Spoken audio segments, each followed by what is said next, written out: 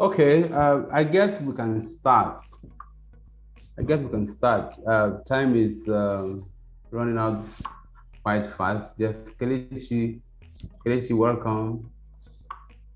So let me quickly acknowledge everyone that has joined. We have Chinwe Kalu, we have Engineer Prince, we have Jerry, we have Odiase Odi, we have Ramota Praise Raimo, and we have Kelechi. I guess we can start. Others will join as we progress. Welcome to this beautiful webinar on a good day, on a very sunny afternoon. My name is Ikechukwu Kalu. Let me start with a short introduction. Under normal circumstances, I would have asked each of us to introduce themselves, each of you, but because of time, that won't be possible. So I will go ahead and introduce myself. But during question and answer session, we'll use the opportunity to know you if you have any questions to ask. That way, we'll have record of you and your questions. This is just a bit about me.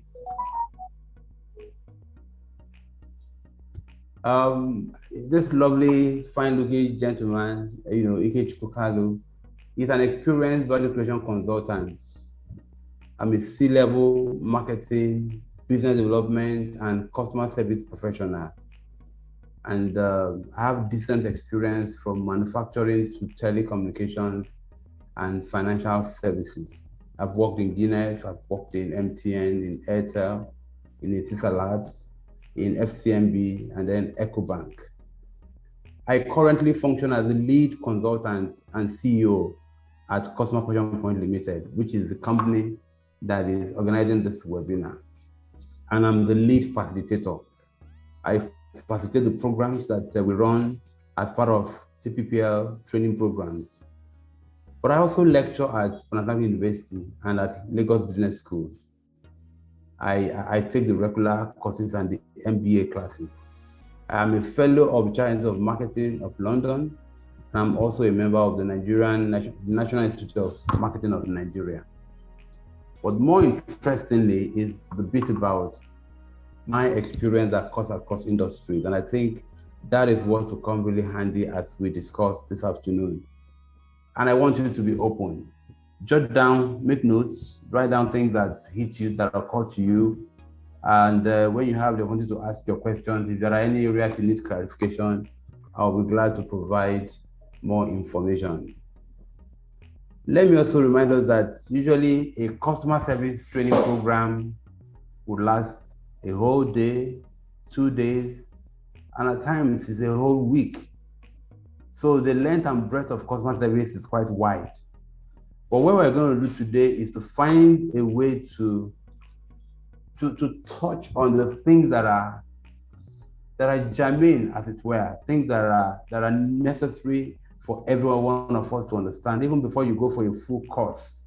What are the basic things you need to pay attention to?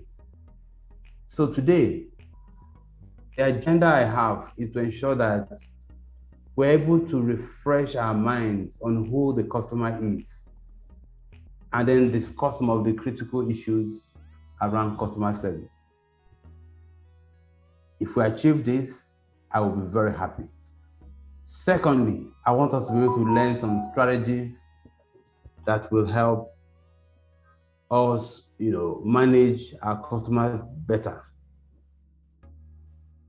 Learn some strategies and tactics that will help us improve the way we care for our customers and clients. These are two main objectives I want us to achieve today. But in terms of the topics that we will touch on, number one, I want us to touch on more like saying, what is customer service and what customer service is not. This will be a very interesting discussion. Secondly, I want us to see how customer service equals to value creation. Good customer service will lead to value that your customer would treasure. Then I want us to ask ourselves, what do we know about our customers? What do they want? What are their expectations? And then how can we be a customer service rock star? That is, what are the qualities that is necessary for us to be able to perform well as a customer service professional? Then, of course, we will touch on complaints. Complaints are to be seen as a valuable gift. It's like a box. When your customers are complaining, they're actually giving you a box that contains things that, if you work with them, will give your business a new vista of progress, an opportunity to grow beyond where it is today. So we must see complaints as a valuable gift. And then finally, I will round up by helping us see how we can see and treat our customers as fruit-bearing trees. You know, when you plant a tree and it's bearing fruit, it just keeps bearing fruit. And that's because you nurture the tree. That's because you care for the tree. And that's what we want to, that concept is what we want to see how customer service helps us to achieve this. So this is the agenda that we'll cover today in between 30 to 45 minutes. Okay, now look at this picture.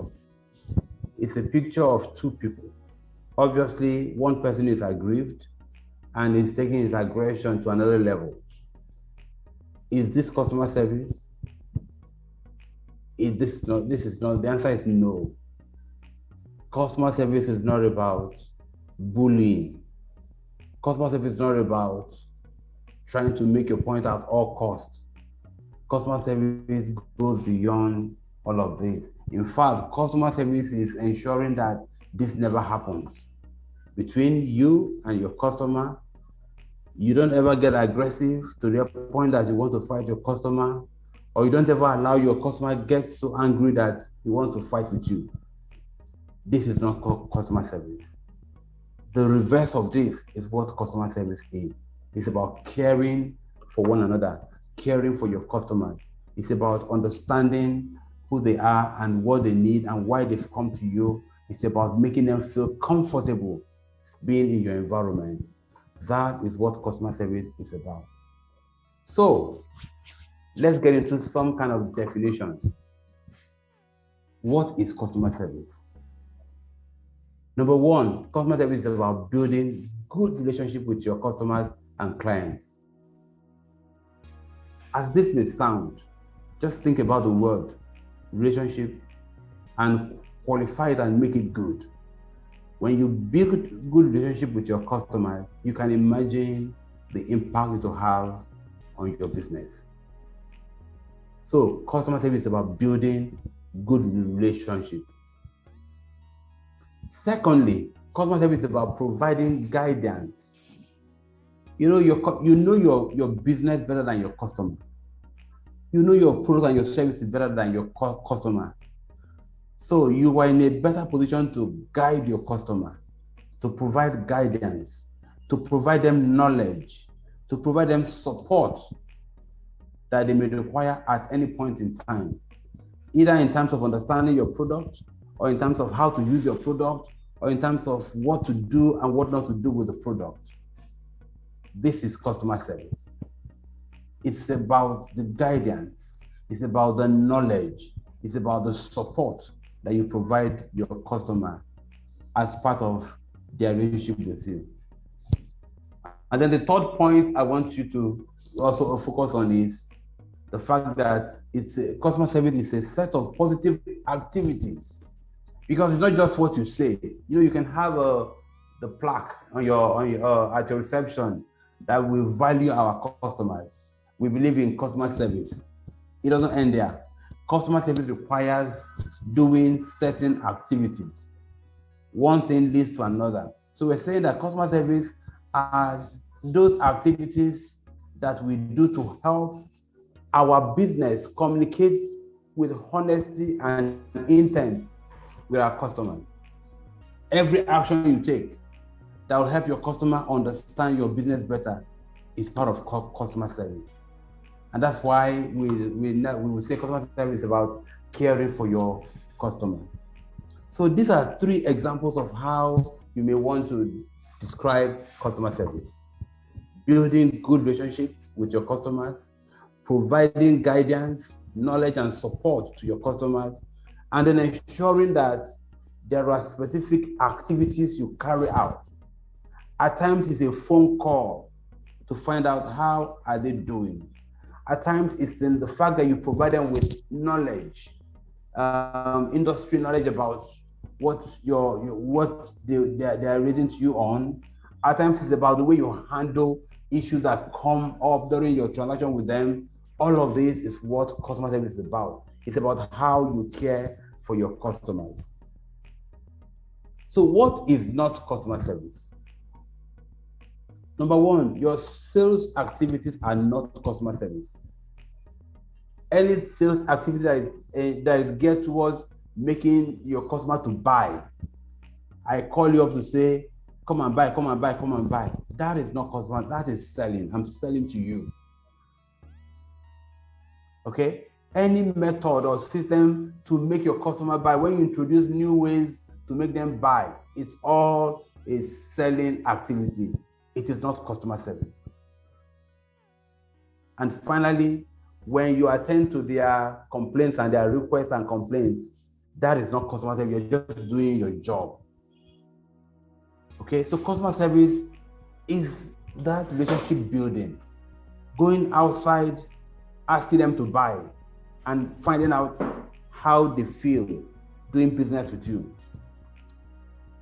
Understanding them, understanding what makes them tick, understanding their challenges, and providing solutions, which is why we said your customer complaints can become like a bundle of gifts to you, because in customer complaints, you get to know more about what your customer thinks about you. It is that process of solving issue that you bring in care. It is that care that you introduce into solving that problem, handling that complaint, that makes it customer service.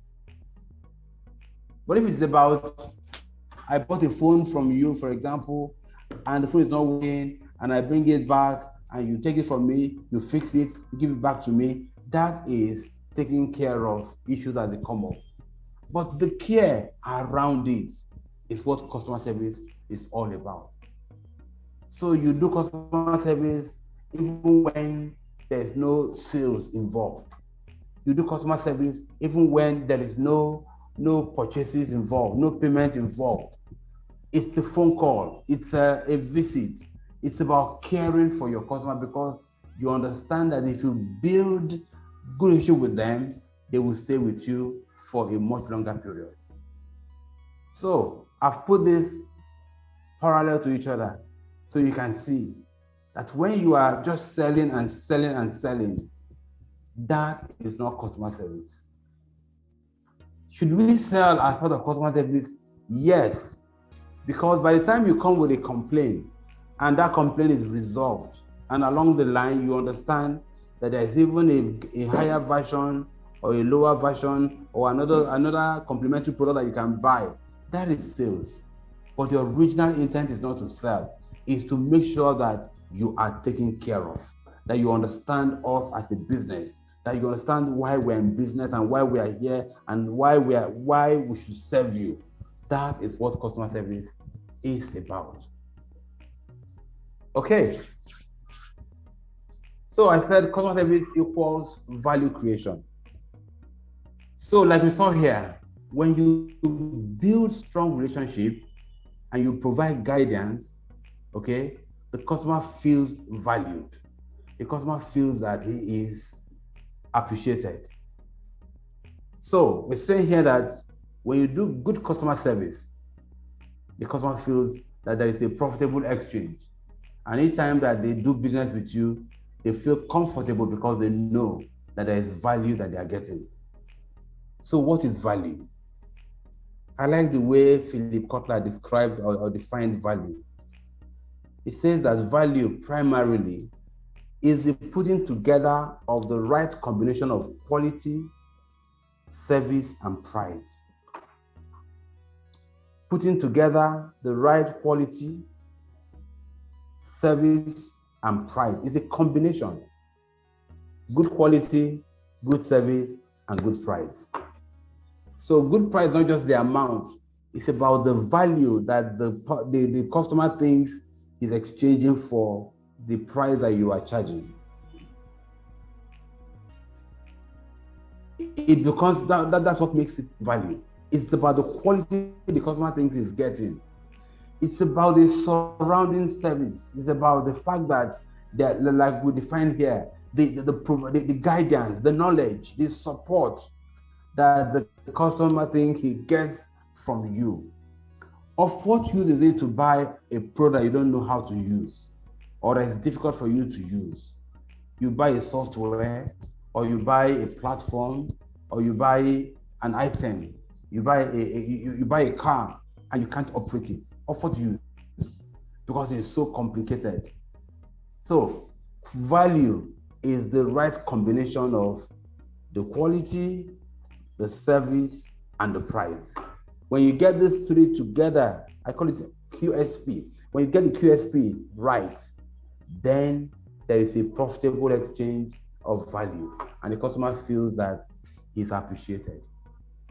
So we're saying that the customer service person must understand the quality of the product being served, must understand the pricing mechanism, what makes it appropriate for what you're selling, and must be able to provide the service that is around it. That way the customer feels that he's getting value for the money he's exchanging with for your product and services. So customer service equals value creation. Every time you make contact with your customer, that hello, that phone call, that that smile, all of this put together help the customer feel valued and feel that he's buying a bundle of value from you. So customer service equals value creation. Next is, let's talk about who is a customer service rock star. If you are to create value, okay, and if you are to build good relationship with your customers and then provide guidance, knowledge, and support to your customers, and do those great activities that will help your business communicate well in honesty and intent with your customer, then you must have some qualities. And that's what we want to talk about here. Number one, you must be a great listener.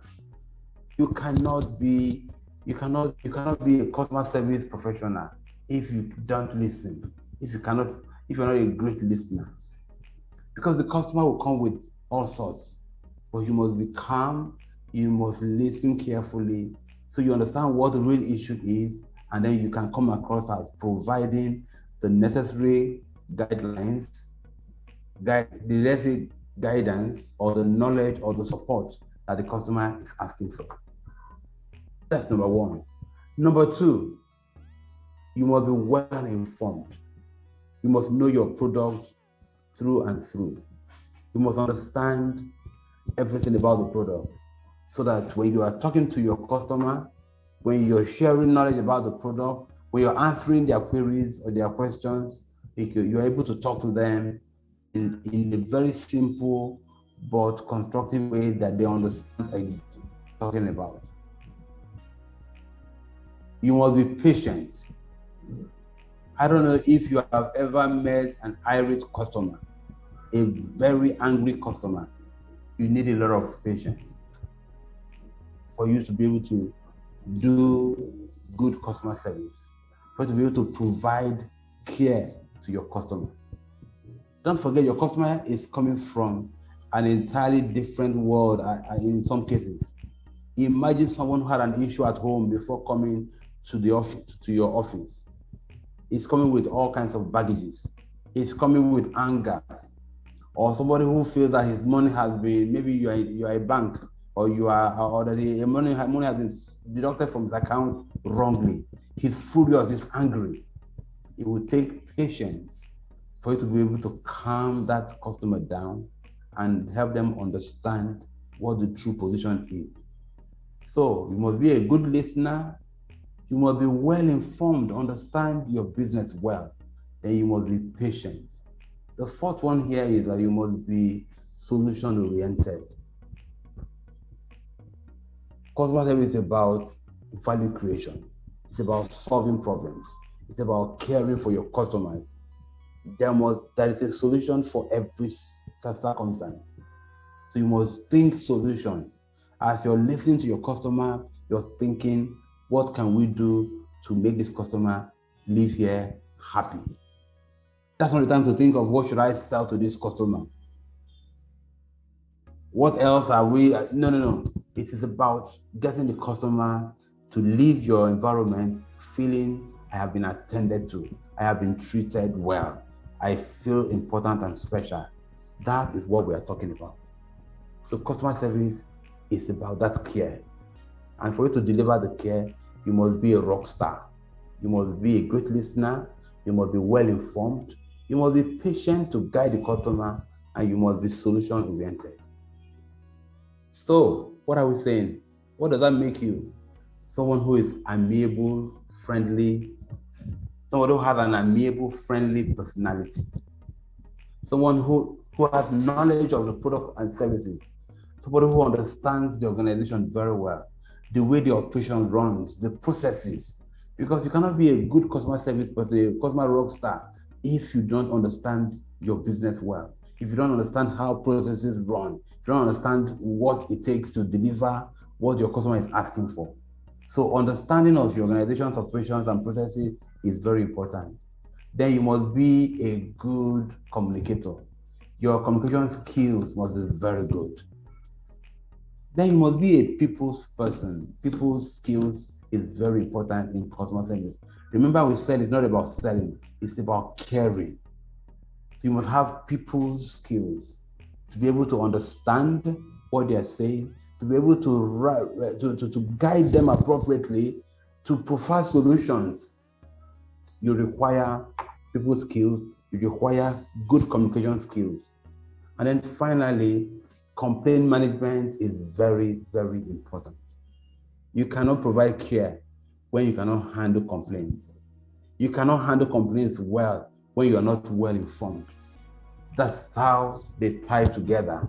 So you're a great listener, you are well informed, you're able to guide your customer patiently, and you are solution oriented. That makes you a customer service rock star.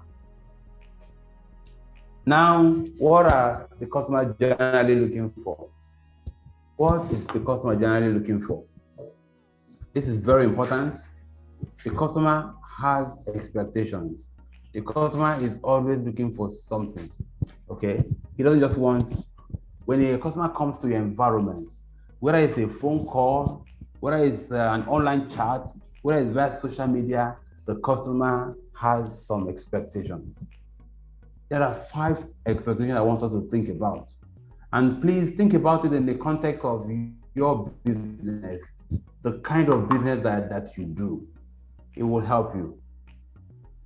Number 1, the customer wants a feeling of being in charge.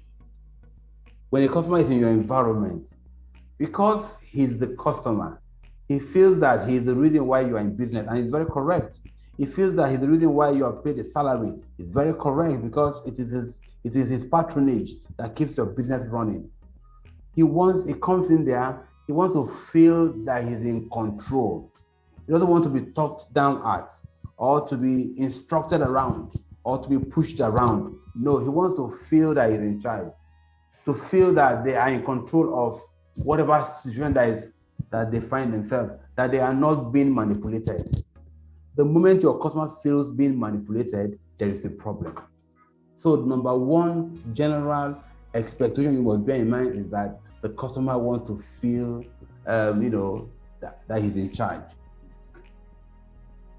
Number 2, the customer wants to feel respected. They want to feel good about themselves. They come into your environment, they feel that you appreciate their coming, and that they feel respected, that they have done the right thing by coming to you. They could have gone to any other organization that is in competition with you, but they've come to you. They feel that you reinforce this view by the way you talk to them, so they want to see respect.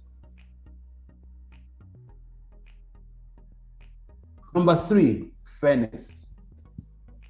They expect that you treat them well. You'll be fair to them. And that you'll be fair to everyone else that comes around. When we talk about segmentation and treating our customers, in different ways, the basic treatment must be such that it is fair to all concerned. Then you can decide to add the premium service you want to offer your premium customers and co. But the basic service, the basic attention is available to everyone. So your customer expects to be treated as well as everyone else, and not like they have been taken advantage of in any way. So fairness is very important. Your customer must always think that you're fair to them, that you make them feel important, that you make them feel respected, and that you're fair to them. Number 4 is knowledge. Your customer wants to be in the know of what is happening. You cannot tell your customer, don't worry, we're sorting it out. They want to know what you're doing to sort it out. They want to know that what stage are you, the transaction is happening. Imagine if you have 1 billion naira somewhere and there's an issue around that 1 billion and they're telling you we are sorting it out. You'll be furious. So the customer wants to know what is happening at every stage of the transaction. He wants to be carried along, not to be kept in the dark or taken unawares. There's no point you want to surprise your customer when his money is involved. He would have gone bonkers before he understands that you are doing the right thing. So it makes sense to provide updates. We're on it. We'll file in for approval. We're expecting approval in the next 5 to 10 days or whatever. Just let them know. They want to know what is happening at every stage of the transaction. And then finally, they want your approval. They want your appreciation. When they are walking out of your environment, they want to feel that indeed you are proud of the fact that they are doing business with you. They want to feel that you approve of their choice of what they are buying or what they are doing with you, and that you appreciate their patronage. A customer that walks away feeling that you are just hissing, you are happy that he's leaving, is not a happy customer. They must feel that appreciation from you, that approval, almost like, wow, thank you for coming. Thank you, please come again, kind of thing. Whether it's a phone call, whether it's via a chat, via email, the tone of your email must be such that they feel appreciated, they feel your approval. It should be palpable. That is what customer service is about. It's about a show of care to your customer. And that is what helps to build long-lasting relationship with the organization. So these 5 expectations are very generic and general, but you will apply it to your business and see how some may carry more weight depending on what you're doing, but they have to be present. A feeling of being in charge, a feeling of being respected, a feeling of being treated fairly, a feeling of knowing what is happening with their transaction, and then a feeling of your approval and appreciation of their doing business with you. This is extremely very important. Having treated the expectations, let's talk about managing customer complaints, because this is extremely very important. First, let us know that there will always be complaints. So complaints are not necessarily because your product is bad or because your company is doing something wrong. It can come as a result of a couple of things. Number 1, complaint can come just because the customer does not know how to operate or how to use the product. They will complain, oh, it's not working. But you take that as a gift and you help them understand how it works. Remember what I said here before about customer, it is about providing guidance, knowledge, and support. Okay, so when you take that and you provide the guidance and the support that they need, they feel appreciated. Complaints can come from a mistake from a staff. Yes, maybe a customer got wrong information from any of the staff members, or even from your communication. You've communicated that your product can do everything and everything, and they bought it and they tried that it's not working exactly how they have interpreted your communication. They will complain, and then you will provide that guidance. You will help them understand it better, and that makes all the difference. Then let me also say that complaining customers are actually good customers. Any customer that will bring a complaint to you actually loves and appreciates you. If not, they just simply walk away. Because no matter what business you are into, you are not the only one in that line of business. So customers that complain are actually good customers. They should not be avoided. You should never avoid your complaining customers. Rather, try and fix what they are complaining about. So customer service helps to take that complaint and turn it around and let the customer see the good side of the organization. That is what customer service is all about. Yes, solve it, fix it. If it requires a return, return it. If it requires changing it, change it. If it requires making a refund, make the refund. But the customer is looking at the way it is done, the way the solution is provided, the way you solve the problem is what he's looking for. Can I see care there? Can I see approval there? Can I see support there? Can I see guidance there? Can I see love and care and respect in the way it's resolved? That is what makes it a good thing from your end. So what are we saying here? A complaint is a gift because it helps you understand what is happening. So when you explore your complaint, imagine this box is full of complaints. When you open it up, what will it do for you? Number one, it will help you improve your services. The services that you render can get better because you know what customers are talking about, what they are complaining about. That is number one. Number two is that it helps you maintain better relationship because while solving the problem, you get to know the customer better and you work together better. Number three, it gives insights. It gives insights. It gives insights to the problem. Because there are things that we don't have understanding of that is happening. But when a customer comes to explain it to us in the form of a complaint, we're able to see that other side of the gist, and then we are able to work on it. Then it helps to reduce possibility of litigation. When you handle your customer complaints well, you treasure your customer and the complaint itself, and you handle it well, it will reduce the chances of anybody going to court and so on. Then, of course, it gives you the chance to make amends. And then finally, it helps to enhance your ability to create value for your customer because every complaint helps you to understand something new, something better, a better way to solve problems, and that leads to value creation. Okay, so is a customer royalty? Yes, it's a big question. They say customer is king. Some say, why should he be king? In fairness, yes, the customer is king. We're saying that every customer is like a golden goose that lays the egg. They have the potential to lay more golden eggs every time you rub them the right way. So when we're talking about loyalty, we're talking about customers that have been with you and understand you and feels appreciated. They want to stay with you. They will recommend to you. They would market your business for you. So customers should be pampered and you must make them your priority. Customer is king and must be treated like one. How do you treat a king?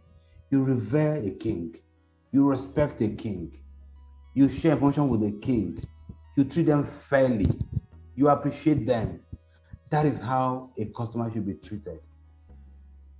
A customer must be missed. A customer can be a customer, I'm trying to capture this thing very, very interesting to say, let the customer miss you. Let the customer look for an opportunity to want to come to you. When a customer has missed it, if a customer makes a mistake, how do you handle the mistake?